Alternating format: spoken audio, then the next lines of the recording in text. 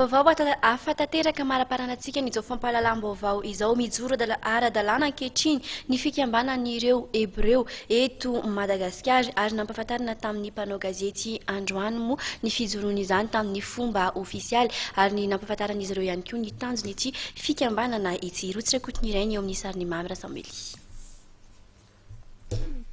Fototra izay nisy hatr'izay isika malagasy raha ny fomba fijerin'ny fikambanana hebreo eto Madagasikara.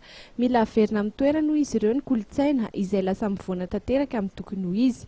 Araka ny nambaran'ireo mpikambana ao amin'ny fikambanana hebreo eto Madagasikara hatrany dia taranaka hebreo ny malagasy ary manam-pirofo izany ny fomba fahampanjaka izay mitovy amin'ny fomba hebreo. Ny fijoroana izao dia mahita ny zava-misy eto Madagasikara fa mila alenina zany na toerana na inona na kolotsay eto Madagasikara zany fa lasa mivoana izy. Izany dia hampafantatra an'izay no atao eto sy ny fomba mampanao izay. Nampahafantatra moa ny fikambanana hebreo eto Madagasikara fa mijoro ara-dalàna ny fikambanana ankehitriny ary vonona hiasa amin'ireo izay rehetra mpikatroka amin'ny asa sosialy. Afaka mifandray amin'ny rehetra ihany koa araka izany ny fikambanan'ny hebreo.